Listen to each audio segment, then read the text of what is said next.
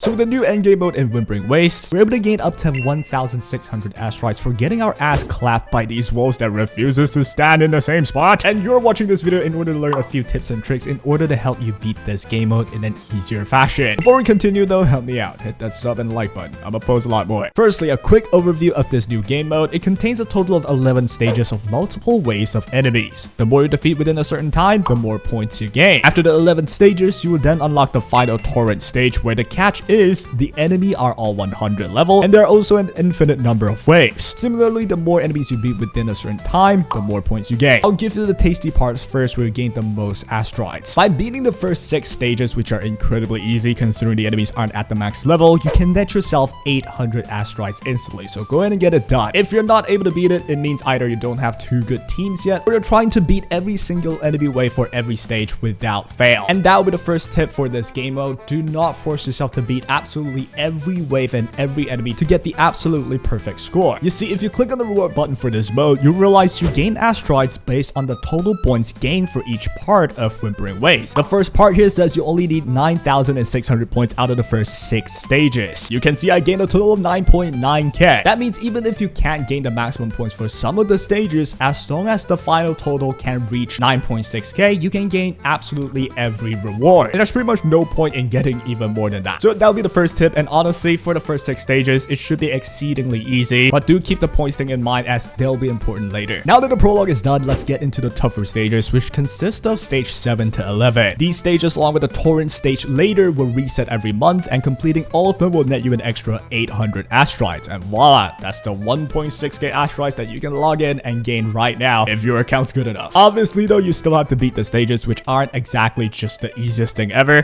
To help you out though, we need to understand how these stages are played. Taking stage 7 for example, it consists of 2 different fights where you need to defeat a limited wave of enemies within a certain time period. This game mode does help you out in the sense where in the first fight, it allows you to have max concerto as you start it, while the second fight grants you max energy for a resonance liberation as you start it, much like in Tower Adversity. On top of that, you get to choose your own extra buff by utilizing these tokens that you will slowly gain as you beat all the stages. There are a lot of tokens to choose, but some of the better ones will be limited to 2 usages within stage 1 until stage 11. That does mean you need to make sure you don't overuse the best ones at the start, but do note however, in the final torrent stage, you'll be able to use every token infinitely, so do not worry, it should be more than enough. Obviously as well, use the tokens that help your team. For example, with a Camilla team, I'm using a basic attack damage bonus token since that is what Camilla needs. Now if you aren't able to achieve the point threshold that I will list out later, do feel free to use some of the purple or the gold tokens as you get them, because otherwise, well, you're just missing out on asteroids in the end. Keep in mind as well, the difficulty rises sharply at stage 9. While all these tokens are pretty good, I would like to give a special shout out to the Plunderer Captain Seal, which I think if you're stuck, feel free to give this one a shot, because it's a really simple extra damage for your gameplay, and sometimes it's that one pesky wave where you can't just finish like this one mob. I got separated from the crowd and you missed your DPS window. Plunderer's Captain Seal will help you deal some damage, and you need to burst that final bit of mobs down, but generally speaking, if you play it well, you will always be able to clear the whole wave. You just gotta keep trying and test out different angles, right? With all of that said, let's talk about how much point you should aim for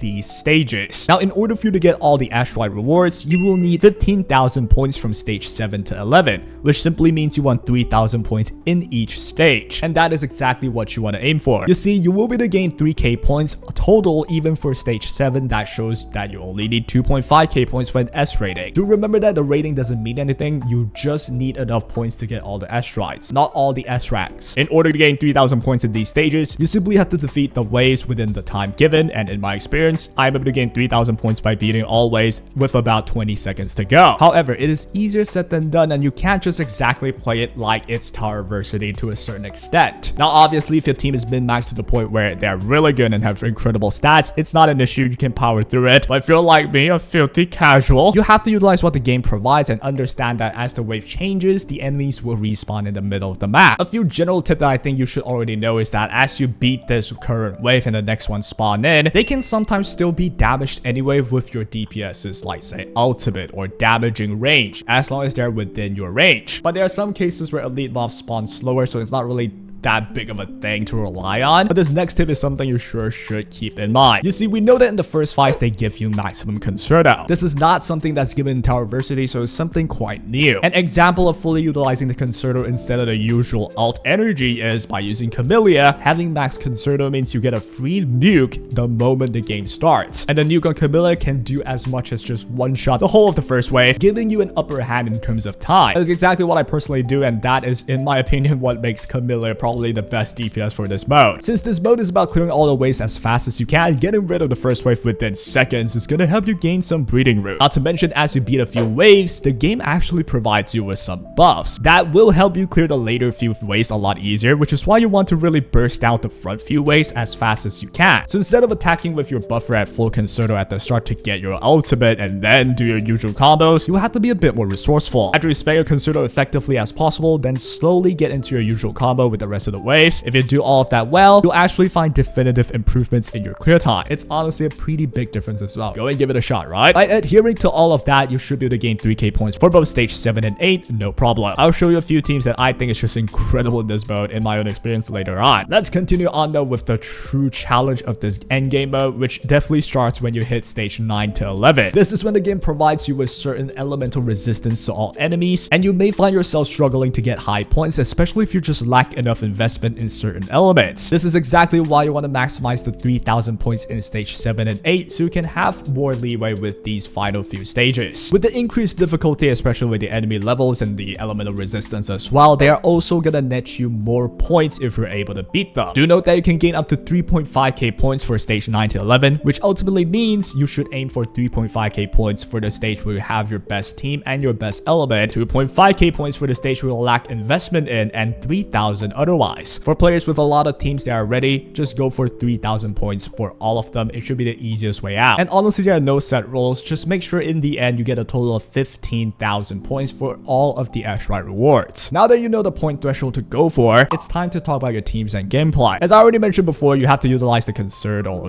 or the alt advantage that the game gives you, which makes the team with Camellia one of the best teams in Whimpering Waste in my opinion. If you're a hard Camellia main, you will most likely have pulled for Lucia as well, which just so happens to be probably the best sub DPS in this mode. The ability that she can have to gather enemies is the easiest way for you to gain higher points. You'll find that one of the true challenges with this mode is sometimes the mobs just get spread out and there's nothing you can do because your GN just dunked down your ult. On the other side of the map, there's one more mob and you gotta walk to it or dash to it. It's annoying. Something like Lucia plus Camellia with very good AoE potential, where Lucia can just gather everybody and Camellia can spin within 10 enemies, makes this duo probably the most deadly duo in this game mode. I think that's the most obvious team as well. A lot of people are certainly using it, but I'm gonna share as well one team that's pretty unique, at least to me. The second team that I use a lot will be Jinxie with the new Phoebe. Now, before you lose your mind, I do know that Phoebe sucks if you think about how the enemies would respawn without Spectral Frazzle. She does do more if they have Spectral Frazzle, right? However, though, the best part about Phoebe in this mode is surprisingly the outro skill, which has massive range and can damn near half health a whole wave for fun. Like, I don't know how she does it, but she does. You don't really even need a Jinxie, but if you do own the Jinxie, you can finish the later half of the enemy's HP a lot easier, and you can trigger your buffer's intro skill as well instantly. It makes the whole team really fast. I mentioned as well, you want to be versatile in this team and understand the win con. If you're almost killing the wave, feel free to use Jinxie with the intro skill triggering back into Phoebe to just do one more like Q or one more ultimate to clear up the wave quickly. There are people who say Phoebe's terrible in this mode because of the whole Spectral Frazzle thing, but honestly, the fact that she also has a skill that has a slight time stop, it does make especially those annoying votes that keep repositioning themselves just stay in place for that little bit more